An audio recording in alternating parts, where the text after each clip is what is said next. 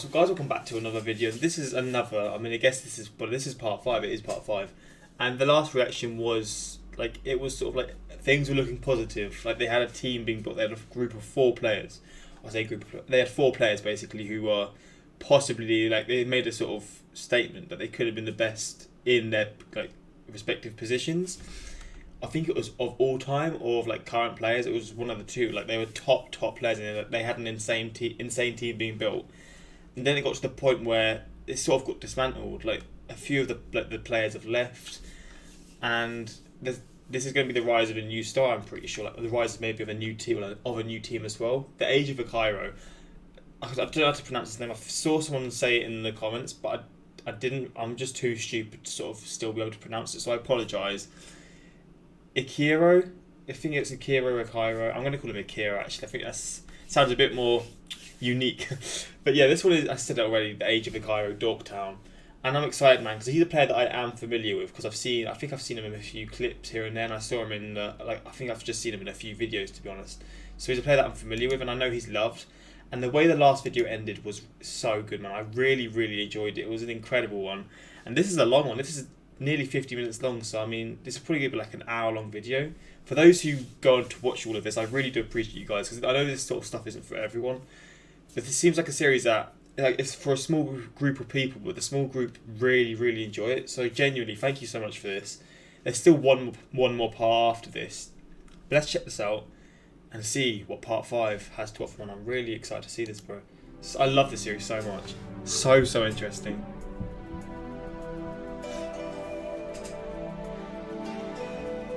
Actually, I'm pretty sure he'll pronounce his name. 2000.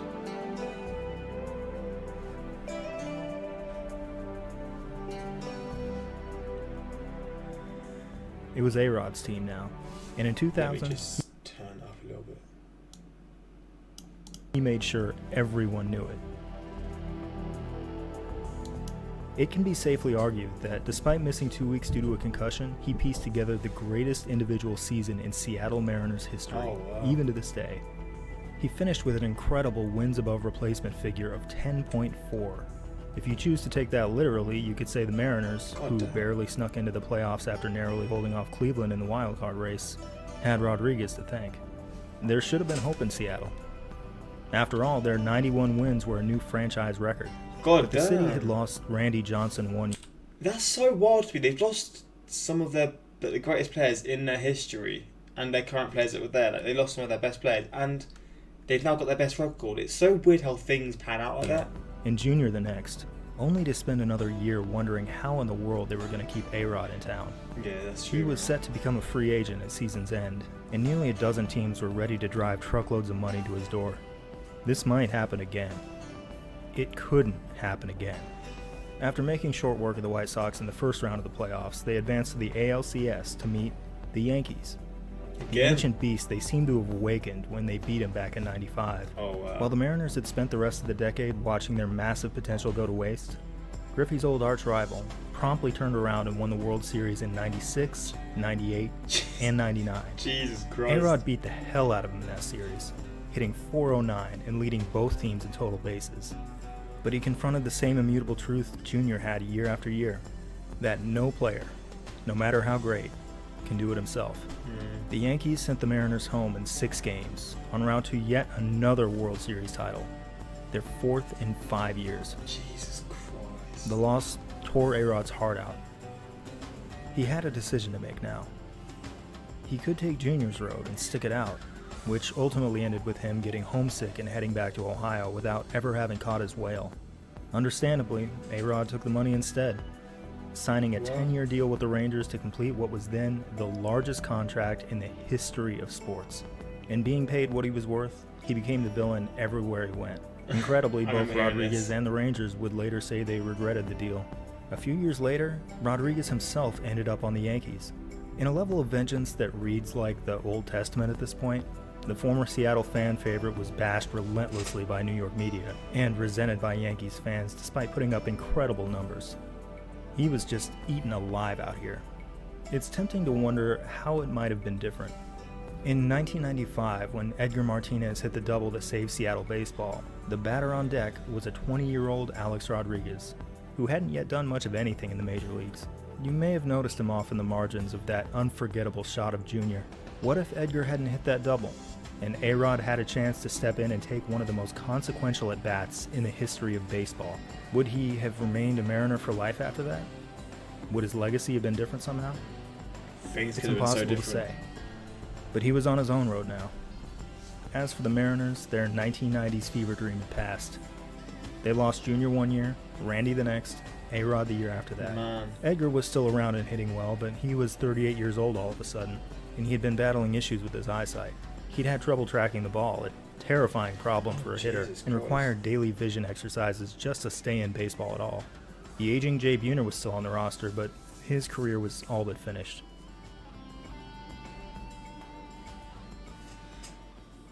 During that Mariners-Yankees season in 2000, Seattle fans had camped out in line outside Safeco Field for World Series tickets. They'd sat out there in the rain for days on end. Among them was a woman there to buy tickets as a gift for her mother, accompanied by her little pet ferret, dressed up in a matching Mariners jersey and ball cap. After days of being rained on and made fun of by passersby, they packed up and went home with nothing. The party was over. Fuck. And here we are.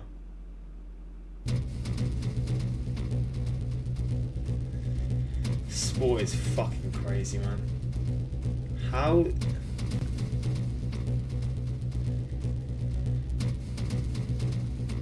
I don't understand how this is possible.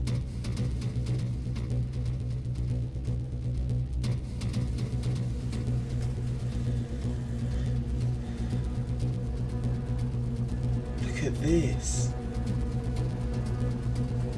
This is the best season ever, it has to be.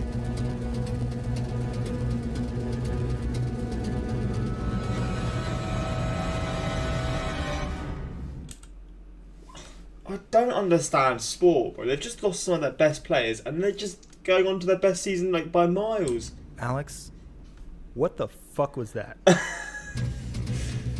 What? Oh my god.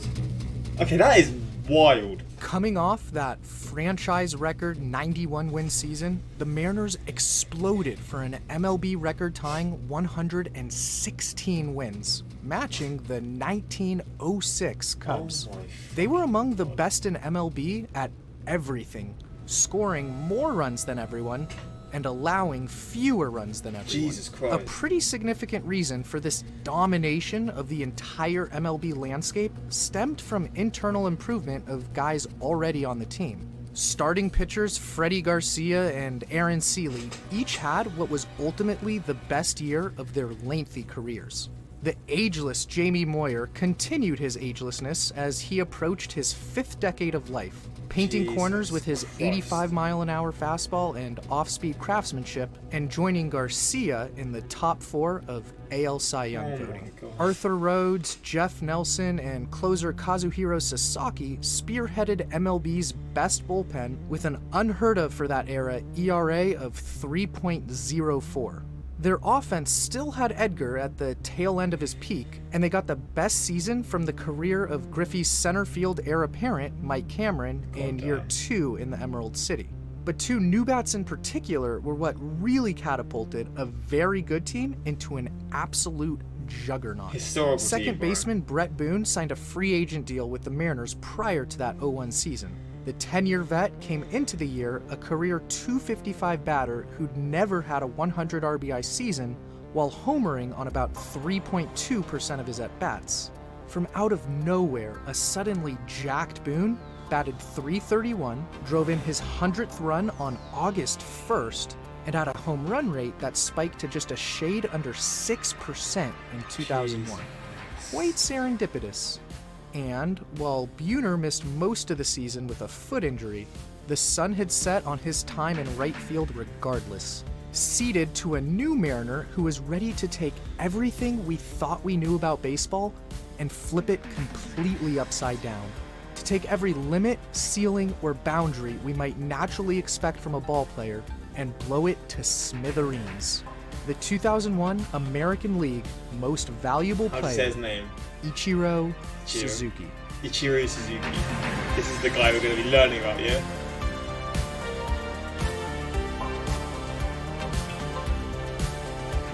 God. Where to start? Okay. We think of the balance between science and sentimentalism as a sliding scale, right? If you're more of one, you're less of the other. Well, Ichiro is both, in extreme measure. Take his bats, for example. The scientist in him would travel with a custom-built dehumidifier to regulate their moisture content and adjust it according to the climate of the city he was in. The sentimentalist in him once felt so guilty about throwing his bat in frustration that he took it back to his hotel room and tucked it into bed that night, and later wrote a letter of apology to its manufacturer. It is incredibly difficult and almost impossible to innovate as an offensive baseball player. While sports like football and basketball have evolved dramatically over the years, in baseball the cake is pretty much baked. To me, only 4 offensive players have really stood out as iconoclasts whose statistical footprint made clear that they were playing a different variant of the sport, that they found greatness by doing what no one around them was doing. First, Babe Ruth. For the first 50 years or so of baseball, virtually nobody hit more than 20 home runs in a season. Then Ruth set the all-time record with 29, then nearly doubled his own record the next year with 54, and the dam broke after that.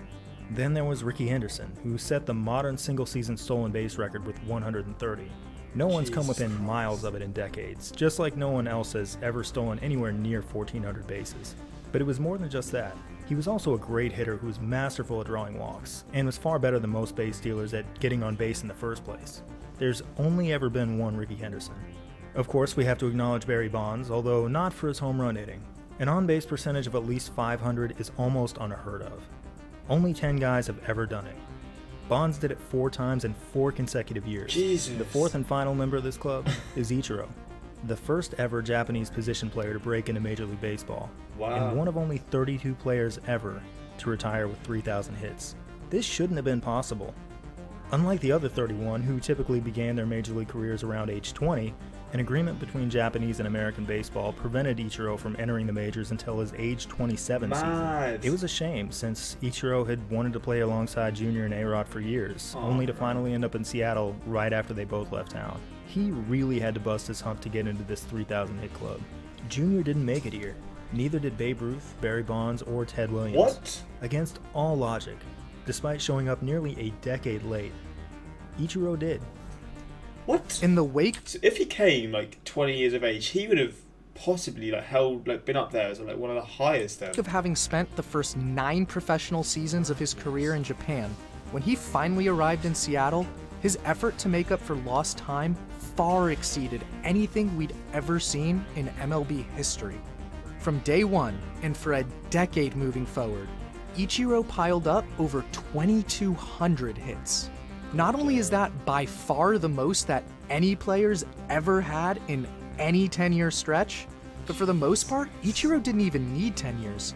He surpassed 2,000 hits during his 9th season. After 2009, he could have actually just been like, nah, I'm good, taken the ensuing season off, and still have been the first player since Pete Rose to have cleared 2K in any 10-year run. There's no one else you can even mention in the same breath. Ichiro simply existed in his own universe of batting wizardry. 3 main factors brought him here. The first was his incredible ability to stay healthy and in shape. In 2017, keep in mind Ichiro had been in the States for more than 15 years by this time, Tom Brady reached out to him to ask about his workout regimen. Ichiro had no idea who he was. Second, his masterful ability to hit anything and place the ball anywhere. We have hit location data dating back to the 1988 season. From then until now, Ichiro has more singles up the middle than anybody, and has more singles to the opposite field than anybody. Within this same window, we can look at every player who managed at least 2,500 hits. In general, their hits landed to a preferred side of the field, or in the middle. They only hit the ball to the opposite side of the field about half as often. Ichiro, meanwhile, was less predictable than anybody, hitting toward left field and right field almost equally as often. God. Now, a lot of these were infield hits, which brings us to his third superpower, his speed. Again, within this same window, Ichiro legged out more infield hits than anybody. Stat heads will rightly point out here that he only has that many in the first place because his batted ball stayed in the infield so often, which isn't optimal. Who cares?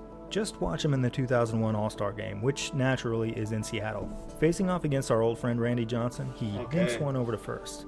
This should be a guaranteed out, but this is what made Ichiro so exciting. Virtually any ground ball was a 3-second thriller. Remember this, it's 90 feet from home to first, but just 60 from the pitcher's mound to first. Okay. Ichiro has 50% more ground to cover than Randy does. Now, let's play it again from the top. Oh my god, he's actually beaten to it. Ichiro just made up a 30-foot disadvantage in 3.5 seconds. What? He ran like this on every batted ball in every game he played for years and years. He's rapid Even as if well. they did throw him out, every ground ball he hit produced a fire drill. I'm not sure there's ever been a more exciting baseball player. He's topping literally every chart, and he's like, every sort of like statistical view in this is in his favour. Like, he's unpredictable. He's highest in certain areas. He's breaking records that haven't been broken for years, and he's up there with like Babe Ruth doing certain things. This is nuts, and the fact that he started at 26 to 27 is wild. Because again, if he started like 4 or 5 years beforehand, he could have done some insane. He would have probably broken a lot more records from that. But nevertheless, this is insane. I didn't initially realise he was like going into the league at that age. I thought he would have been going younger, but again, maybe the leagues didn't allow that from like the Japanese leagues and yeah, I guess that. Just as compelling as his statistical footprint, which seems to belong to a player from a different age, is the man himself. Ichiro, you bat left-handed despite being a natural righty. What? Why is that? I don't know. Ichiro, haven't you been intimidated by all these big, strong American pitchers? No. Ichiro, who do you ask for advice when you're in a slump? Me. Ichiro, Wow. In just your 8th Major League Baseball game, you made one of the throws of the decade to nail Terrence Long from right field. How did you do it? Why did he run when I was going to throw him out? Ichiro, what's your dog's name? I don't have my dog's permission to tell you that. Ichiro, what will you do once you retire? God. I don't know, I guess I'll die. There's something I find really inspiring about Ichiro's friendly, matter-of-fact stubbornness. You can see it in his words and in his play. None of this was supposed to work. None of it was supposed to carry over from Japan. But Ichiro knew it would. And he wasn't going to change a damn thing about the way he played baseball. Analyst and former player Rob Dibble declared at the start of the season that if Ichiro won the batting title, he'd get an Ichiro tattoo on his butt and run around Times Square in a G-string. He's better done that. That season, Ichiro hit .350 and won the batting title, the Rookie of the Year award, the MVP award, a Silver Slugger, and a Gold Glove. So everything. Thanks for playing, Rob. What the fuck? Like Junior, Ichiro is one of the most thrilling and unique baseball players the sport has ever seen. And just like the Mariners of the 90s belonged to Junior, the Mariners of the aughts belonged to Ichiro. What a guy to replace a great like Junior, man. Ichiro was a player unlike any other when it came to game-to-game reliability.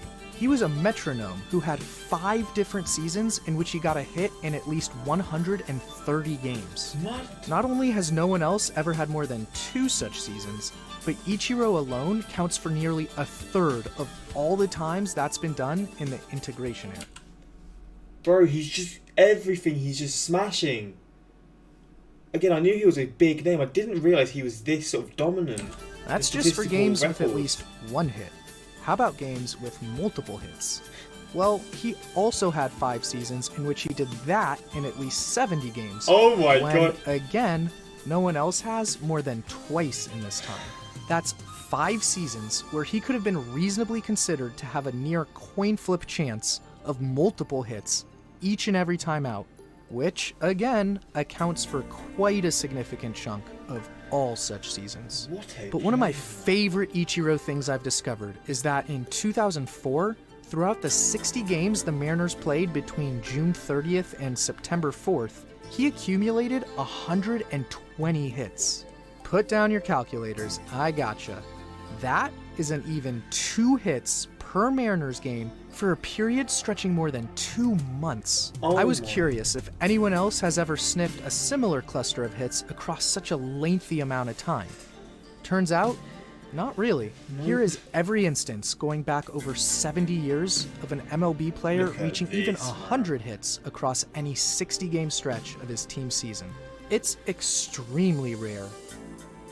Just not for Ichiro. Yeah, just him. Propelled by those couple scintillating months, Ichiro put himself in position to wage an assault on George Sisler's 84-year-old record of 257 hits in a single season. A 5-hit outburst on September 21st in Anaheim meant 2004 Ichiro became just the second player to surpass 240 hits since the Hoover administration, joining 2001 Everything. Ichiro. Everything. They then wrapped up a lengthy road trip with Ichiro standing at 256 hits, just one shy of Sisler's mark, with a 3-game homestand against the Rangers on deck to wrap up the season. Quick question: why do you reckon they struggled so much with him? Why do you reckon he was breaking so many records? Maybe like they weren't used to his style, because obviously he played in the Japanese leagues for a few years, then he came to the American Baseball League, or the MLB. And maybe that sort of, they were caught off guard because maybe the certain styles were just a lot more different, and he just sort of had an awkward sort of way of playing. Like he was right-handed, but he hit with his left hand, or vice versa. I forgot which way it was, and just things like that. He seems a very sort of hard to predict. So he seems very unpredictable, like hard to predict in certain things. So that could be why. But still, to have all these records, and I'm guessing there's going to be more as well. This is nuts. This is absolutely wild, man. In what was Wild. supposed to be a weekend honoring the retiring Edgar Martinez in the final few games of his career, no. Ichiro wasted zero time in providing plenty of more festivities God to damn. celebrate. To lead off the series, he hit this chopper that found its way to left field. Strikes on him. And a ground ball, one upper, there it is! There's the tie, there's number 257. Record tied. But things could have soon gone very awry when Ichiro lost his footing while attempting to make a play on this third-inning foul shit. ball. It's cool though. Since he's a cyborg, Ichiro was totally fine to lead off the next frame for the gets up. second at-bat of the game, where he officially relegated Sisler to a silver medalist with this bouncer up the middle. Oh no. And a ground ball back up the middle. And Such an there it awkward is. spot, He's man. the new all-time hit king in Major League history, number 2. Oh wow, let's celebrate like that. Come on. See, Ichiro hit counter, they've literally got Seattle that. was overflowing with pride. Japan was overflowing with pride. Ichiro had reached immortality. He tacked on another 4 hits across his final 12 at-bats for good measure to finish up at 262. Records are meant to be broken, but it would be stunning if this one doesn't last until the sun burns out. On a more macro level, that was the second of 5 career seasons in which he topped 220 hits. No one else has ever done that 5 times, and in the integration era, no one's even close, with Ichiro once again single-handedly accounting for an outsized portion of all such seasons. Fuck me. I can't get over him. He's just doing everything. What a replacement. What a In the replacement. 2001 postseason, despite being on the wrong end of the second most lopsided playoff contest ever in Game 3 of the ALDS in Cleveland that had him on the brink of Got elimination, smacked. they did rally to reach the ALCS and a date with those Yankees. Oh, here we go again. They love to play each other, don't they? So after breaking the record, or making the joint record in the wins in the season, let's see what happens here. Again, they dug themselves into a mess of a hole, dropping each of the first 2 games at home. At home as well. Again, they tried to rally with a blowout Game 3 win in the Bronx, followed by this Brett Boone homer that broke a scoreless tie and gave him an 8th inning lead in Game 4.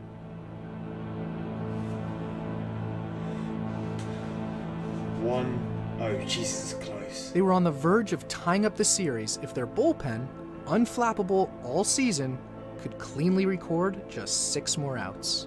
This is the Mariners we're talking about, so Arthur Rhodes, awesome all year, gave that run back to Bernie Williams in the bottom half of the 8th. It'll be a 3-2. Swung on and hit high in the air to deep right. That ball is What's that high. noise? It is far. It is gone. God damn. Before Kaz Sasaki, awesome all year, allowed Alfonso Soriano to walk the thing off in the ninth in what proved to be the dagger to Seattle's heart. Deal, swung on, hit high in the air to deep right center field. Back goes Ichiro on the track, at the wall, she's gone!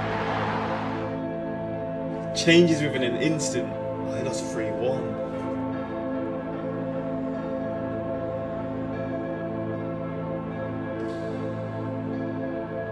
They lost, didn't they? God damn, 12-3 as well. Seattle had this inconceivable baseball force fall right into their lap. And after falling short that first year together in 01, not even Ichiro could drag the M's back to October baseball. Not in 2002, when an impressive 93 wins were only good enough for third place in the suddenly hyper-competitive AL West. Not in 2003, when they seemed destined for the playoffs, only to suffer a 4-game sweep in late August in Boston. The Red Sox, led by Seattle's old friend David Ortiz, used the series to pull even in the wildcard standings and launch into the postseason over the 93-win Mariners. Fuck me, here we are again then. Since the 1995 advent of the LDS, no other team has ever won 90-plus games in back-to-back seasons, while seeing their invitation to the postseason dance get lost in the mail both years, let alone to have won 93 in each year while residing in a tiny division. So the post-01 drop-off was shocking. In fact, following that season of pure magic, the Mariners' playoff drought that immediately commenced extended far past just those next couple seasons. Oh It spanned the final 8 years of the aughts. Fucking hell. After that The insane season. Oh my. Entirety of the 2010s and indefinitely into the great beyond. Jesus Christ.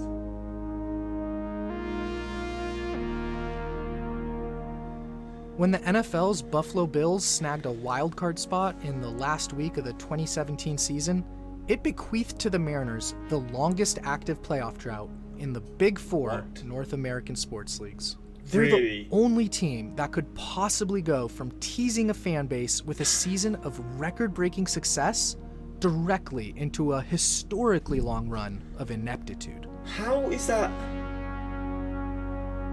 possible? They've gone from having one of the greatest seasons, like regular seasons in the history of baseball, to never qualifying again. What? God, this story just gets crazier and crazier. And just look at this graph. You can see how many greens there are compared to red, man. You've got to feel for the fans. You've really had to stick by your team. But going from that, possibly being one of the most sort of promising teams. Oh man, I feel for you guys. I really do. This is unfortunate as hell. If you're only interested in winning and losing, this is the end of the story.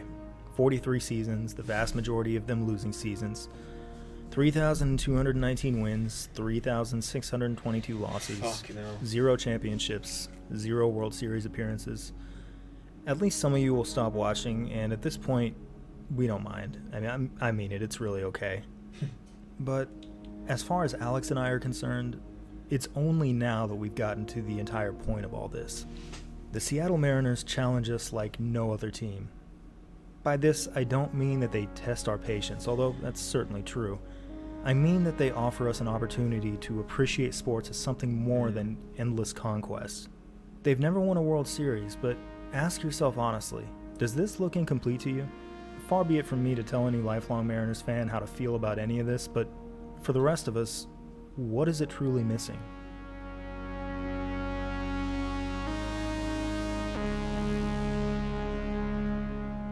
Is it this? Is this what you want? Is it really? Okay, here, take it all in. There's Randy Johnson, shut out against the Marlins in Game 1 of the World Series. There's Edgar, whose 11th inning single drove in the winning run of Game 4. And A-Rod, who dove around the tag to take a 3-1 series lead. There's Buhner, who came off the bench in Game 5 to crush a pivotal pinch hit double. And there's Junior, who stepped into the box in the bottom of the 9th and delivered a 3-run, championship-clinching walk-off. The Kingdom went crazy. What a moment that was. If that's what you wanted, you got what you wanted. Now, of all these stories, what's your favorite? What's the story you're telling first? If that was the one, Exactly the same. you aren't ready for this team yet. The Mariners aren't special on account of their lack of success. It's just that success is entirely irrelevant. We've entered another realm here, one that's far larger and doesn't operate on the dead currency of winning and losing. Unless you let those limits go, you're an astronaut who brought your wallet. The Seattle Mariners are not competitors. They're protagonists. Okay.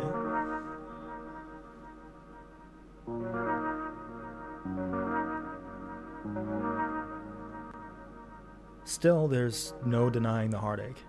They had already seen the moment pass once. When a second 4-year window opened out of nowhere, they won 393 games, more than any other team in Major League Baseball. God damn. They didn't win a World Series or even get to one. That was their shot, and they missed it. If you're having a hard time with this, that's okay. So were the Mariners, starting with manager Lou Piniella. A very real consequence of putting a baseball team in Seattle is that it's just so far away from everything. It's baseball's moon colony, far-flung from even its closest neighbors. What the fuck? It's what Junior found so difficult as a rookie all those years ago. It's one of the reasons he left for Cincinnati in 2000. It's part of being a Mariner. Piniella was from Florida, which, as the crow flies, is closer to Brazil than it is to Seattle. Really? That's crazy. After the 2002 season, the man who took the Mariners to the playoffs 4 times, and the only manager ever to do it at all, left town to manage the Tampa Bay Devil Rays. For a manager of a perennially winning team to up and leave for any other team is virtually unheard of, especially if he's on good terms with the front office, which it seems that Piniella was. He was just But homesick. this is the team he left for. The Devil Rays lost 106 games in 2002. They were a horrifyingly bad baseball team. Why? Lou Piniella had traded this for this. Yeah, it has to be homesickness. What But the fuck? that didn't matter to him. It's testament to just how badly he needed to go home.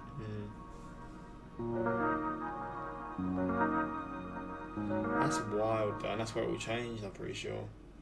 We already know all about the Mariners' Randy Johnson trade and how he reached supernova levels It's immediately Randy. upon leaving town. Randy's. Well, eventually, history would repeat itself with another Randy.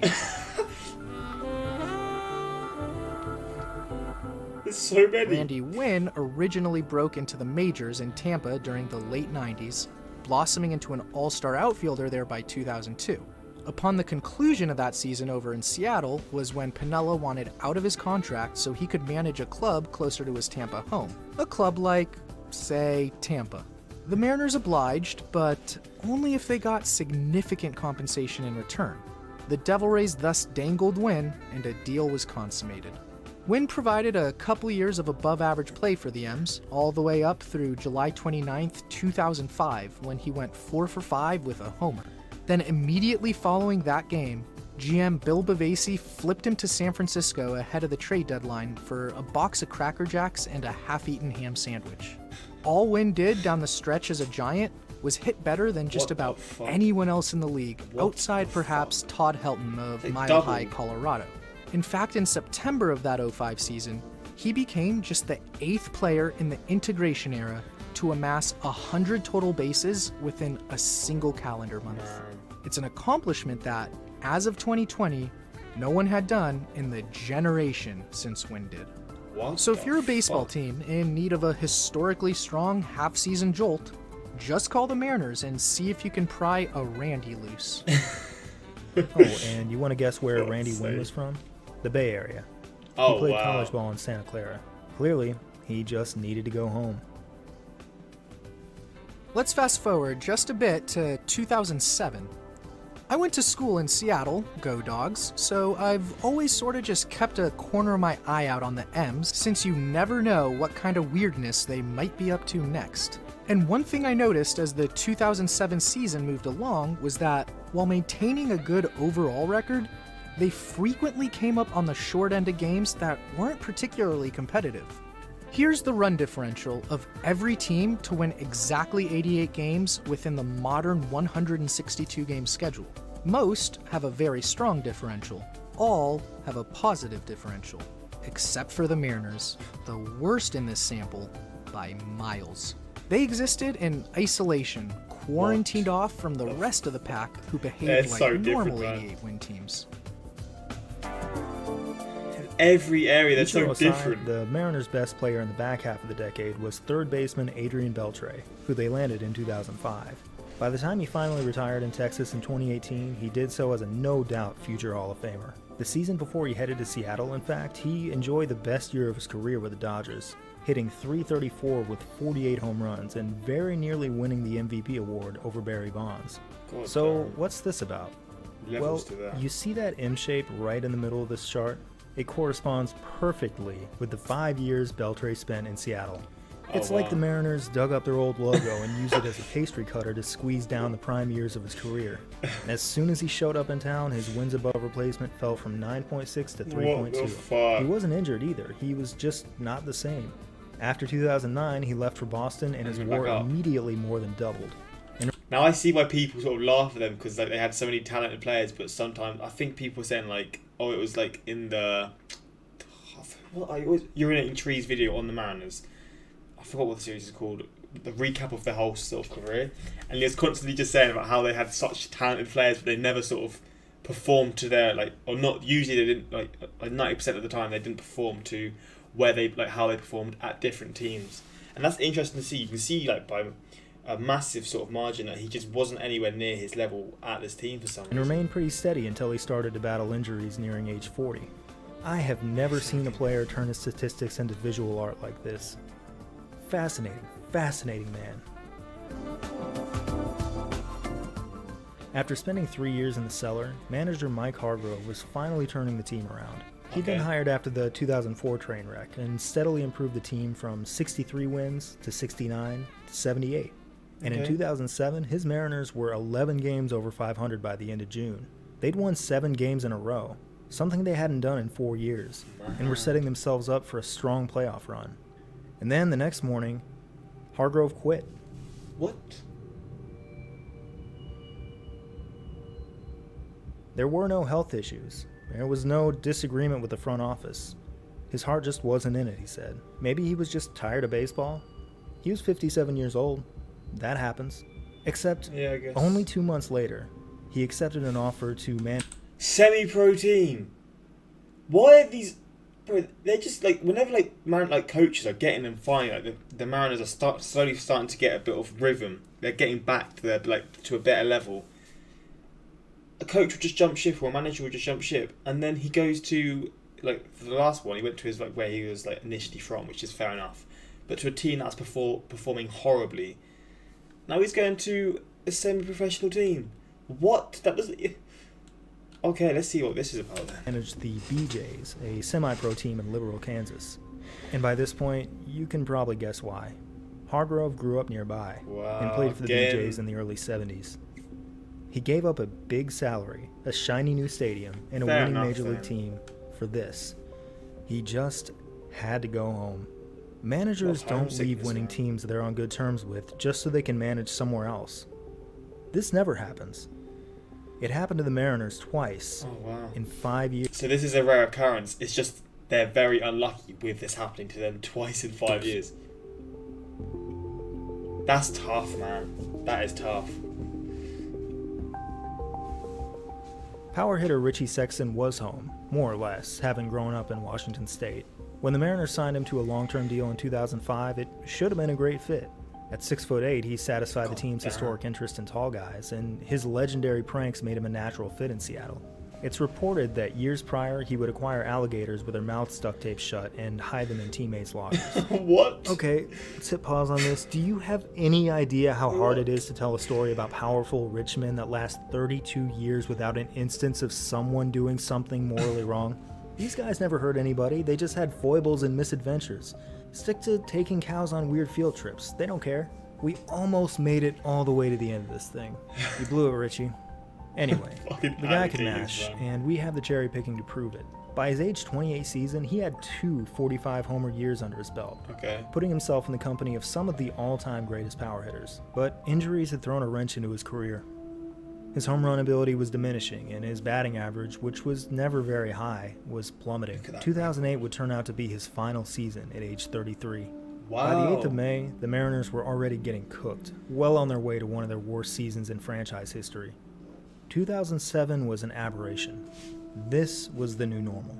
In the 4th inning of that night's game against the Rangers, Richie steps in and does something I have never seen before or since. He takes a pitch from Kason Gabbard that appears to be right over the plate, acts like he's been shot, charges the mound, and chucks his helmet at him. This has to be the only instance in baseball history of a batter throwing at a pitcher without the pitcher throwing at the batter. Richie Sexton was suspended. That's actually kind of crazy. He didn't even hit him, and he goes and throws his helmet at him. Imagine that helmet hit him on the head. That would have killed, but I think it hit him on the back at the end. But still, later traded away mid-season. The Mariners finished with 101 losses that year. They'd paid a lot of money for the privilege, becoming the first team ever to lose at least 100 games with a payroll of at least $100 million. What? So they were earning bank as well, and they just had a shocking season still. Bro, the history of this team is so random. I can't get over how wild it is, Ichiro is now the only man left from that magical 2001 season. He'd seen it all fall apart. At the end of the season, a reporter asked him what the team needed to fix. He sat there fanning himself and said through his translator, "We don't have time to explain."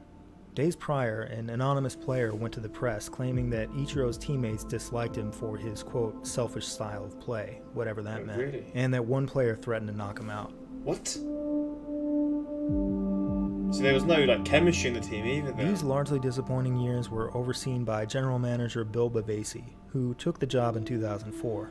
Being a GM of a baseball team is an exasperating job. Players either get better or worse for no apparent reason, they suffer freak injuries, and you often have no control over whether or not they get along. Throw in the ridiculous and arbitrary nature of baseball itself, and it's enough to make you lose it. Apparently sensing his days in Seattle were numbered, he made a last-ditch effort to unify his team by attempting a mass citizen's arrest of some kind. Oh no, you can't do that, Bill. People have been thrown in jail for less, Bill. He was fired shortly thereafter. This team wasn't rebuilding, it wasn't a lovable loser, it was just busted. The Seattle Mariners were certainly no strangers to being bad, but after more than 30 years, it seemed like for the first time, they were truly unhappy. And That is insane! You locked them in a room! What the fuck? Talk about last-ditch efforts. They must have had, no chemistry, at all. What the fuck? I don't know about you, but at this point, I don't care much about winning. In a perfect world, happiness is all I would want for these people. I want Ichiro to have a good time. I want his old hero Jr. to come back so they can play together like Ichiro always dreamed about. I want him to, run around the clubhouse and get in tickle fights. That would have been so sick. I think we've wanted a lot of things.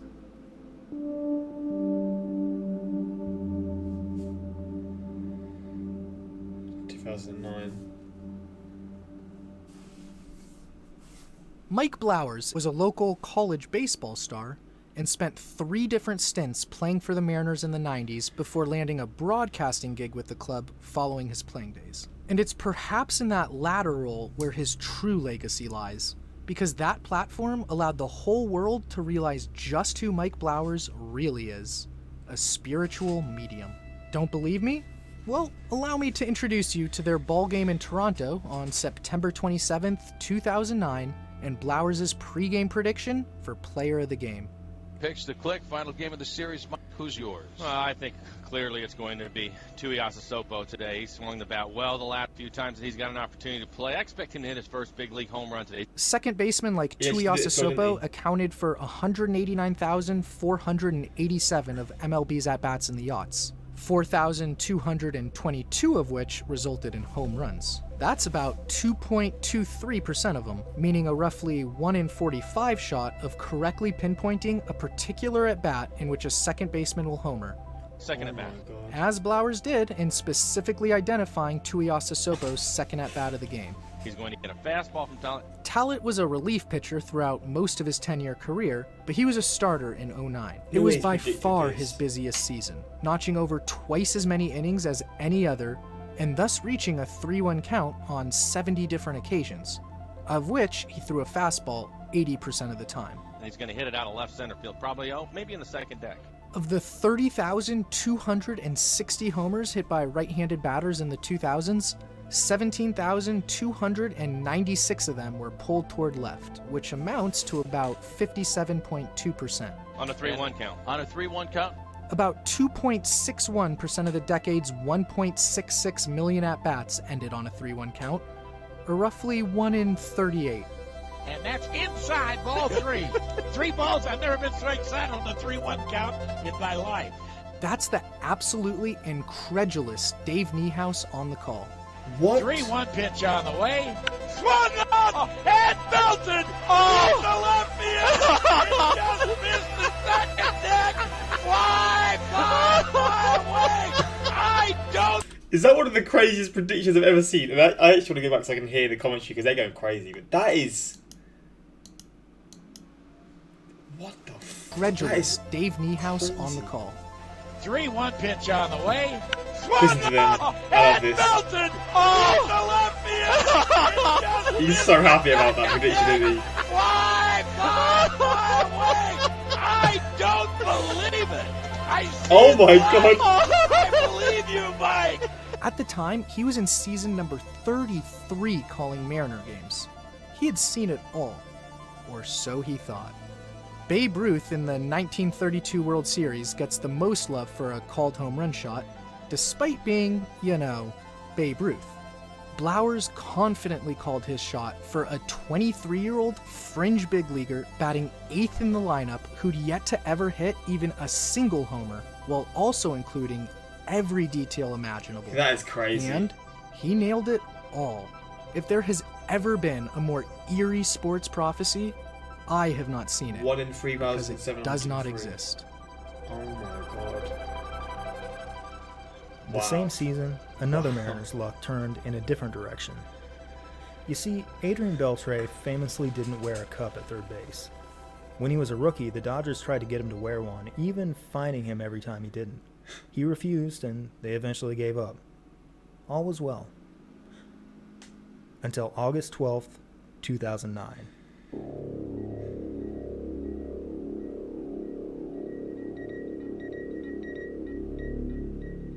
The bad energy of the moment seemed to emanate throughout the stadium, spreading bad vibes and disrupting electronics. The home plate camera pulled all the way out, which it never ever does on an infield play. The third base side camera didn't really catch it.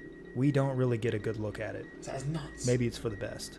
Incredibly, Beltre stayed in the game and even scored the winning run in the 14th inning. Wow. But it would be a few weeks before he played again.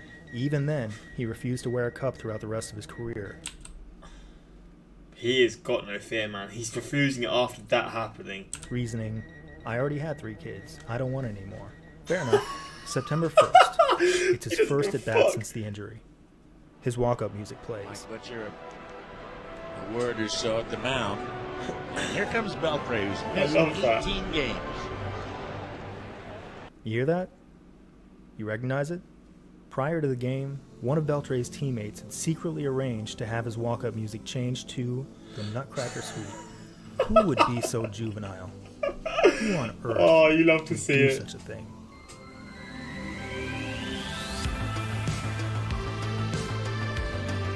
Practices are back at it again. No way.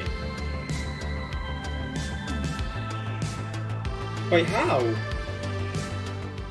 Some would point out that the Mariners' re-signing of Ken Griffey Jr. was little more than a crowd-pleasing Wait, so they concession. did get him back in the end then? Oh, so they did eventually try and get him back so Ichiro could play with him and things like that. Okay, I didn't actually. Maybe I realised they said it earlier in the video, but I didn't know. I thought they wanted him back, but they didn't get him back. Okay, so this is the return. All right. Who cares? He was 39 now, about the same age his father was when they signed him as a publicity stunt decades ago. Junior certainly wasn't anything close to the player he used to be, but he still had a little power in his bat. Yeah. More importantly, he immediately turned the clubhouse culture around. While 2008 was rife with finger-pointing and temper tantrums, an older, wiser Junior sort of loosened everyone up and pulled the team together. In particular, he made a point to bring Ichiro into the fold. What largely went unsaid during Ichiro's career is that it was often a lonely experience for him. Like Junior, who mostly wanted to spend time with his family and play Nintendo, Ichiro mostly just wanted to go home to his wife, dog, and comic books. And although he'd picked up some English over the years, the language barrier was still very real. Those around Ichiro said they'd never seen him so happy in the clubhouse. Ichiro and Junior were inseparable. And Ichiro would later say that his friendship with Junior was, quote, close to a miracle. Their lockers were right next to each other, and the two late 30-somethings were constantly seen shoving each other around and giggling. Similar ages, aren't they? The only way they could have been more adorable is if they routinely got into tickle fights in the clubhouse. Which they did, constantly. What? It was a perfect world. Ken Griffey Jr. probably knew by this point that he was never going to play in a World Series. He had never had any say in that, no matter what he did with his bat or his glove. But this he could change, and he did. He fixed this team. With the benefit of hindsight, we know that on-field contention wasn't in the cards for the Seattle Mariners, and has never been to this day. That was never happening. The only fight left was for happiness. For a year, at least, it was a fight they won. So actually worked out in terms of Junior's years in Cincinnati didn't go the way anyone wanted. In his 8.5 seasons there, the Reds were never a serious contender, leaving him once again to his individual pursuits. The big one, the one everyone wanted to see, was Griffey's challenge of the all-time home run record. Nobody expected him to keep up this breakneck pace throughout his career, but soon after he landed in Cincinnati, his numbers fell off a cliff. Oh, really? He just kept getting hurt. Oh, man. Jesus Christ. So many.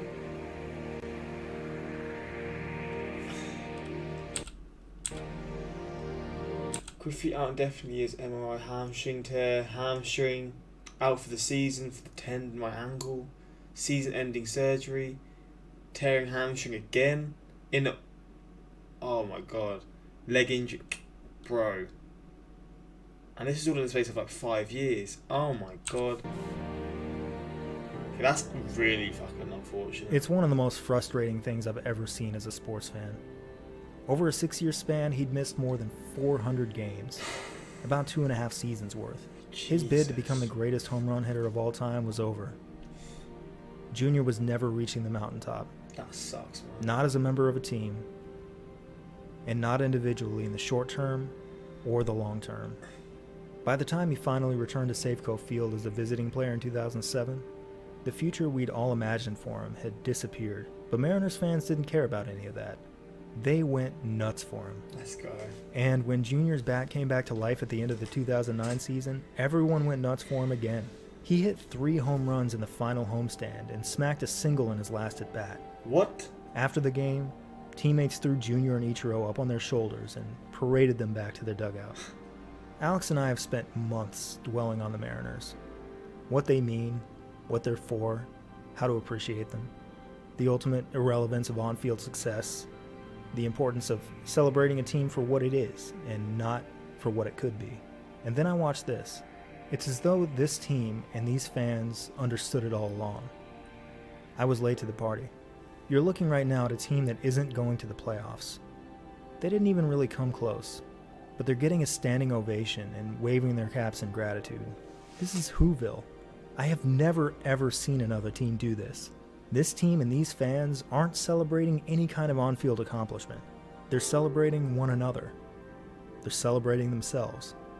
In this moment, the baseball gods offered Junior the perfect ending to his career. Something like a World Series title would have compromised the lesson here. His career should have ended at this moment, one in which he was the subject of unconditional love.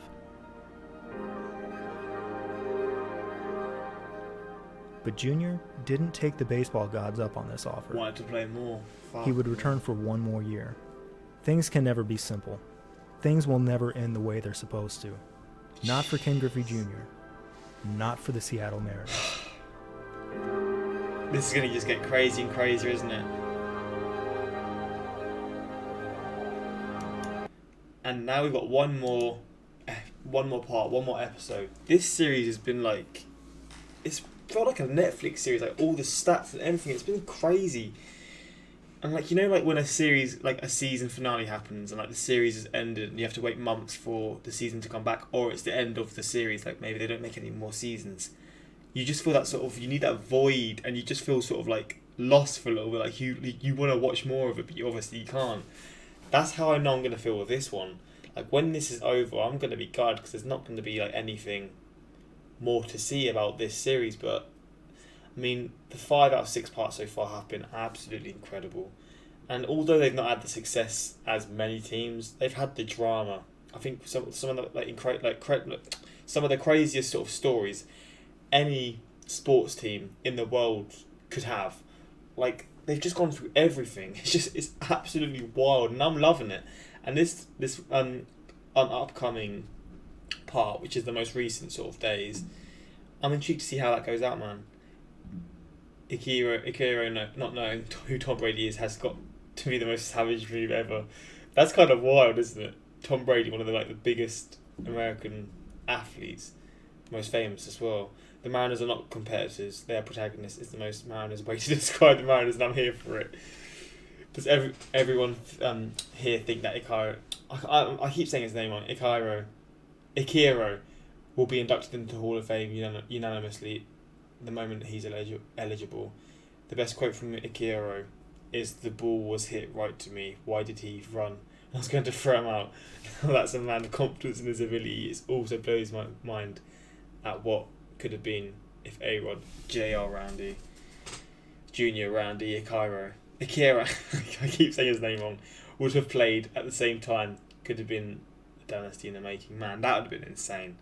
Imagine them 3 together, them 4, them 5 together.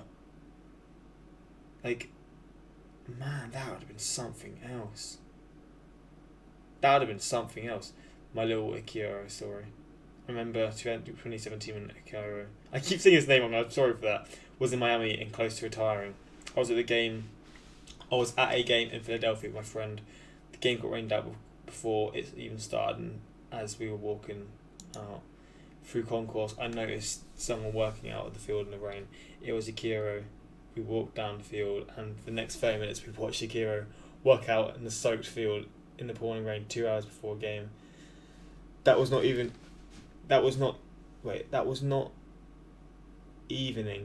Oh, I guess he meant evening going to be played.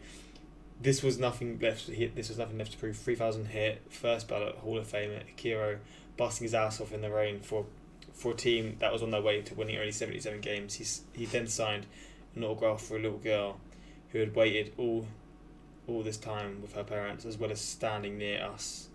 Such an unbelievable player with an absurd work ethic, best pure hitter of all time. That's a really interesting story, man. A player who's obviously working that hard when he's got really nothing left to prove. His team are not going to compete. He's pretty much finished. He's pretty much done with his career, and he's still doing that. That's wild, but that's a really cool little story that you can have. And imagine seeing that as well. It's probably something that you'd hold to yourself for the rest of your life, seeing that sort of happen. As a big film nerd, I'd never thought I could be impressed by cinematography of what essentially is, calendar full of charts, yet here we are. It's so good, man. This is an incredible series. And again, thank you so much for suggesting this series, because this has been one of the craziest things I've ever seen. This is nearly an hour long, so this is probably my longest ever video. So for those who have watched all of this, thank you so much, genuinely. This is crazy that some people are choosing to watch me doing a video for so damn long, but I really do appreciate it. And hopefully with the last one, I think that will be the longest one, because that video is actually longer. That'll be in the next few days, hopefully. And yeah, hopefully you guys go on to enjoy. Until next time, like, subscribe, peace.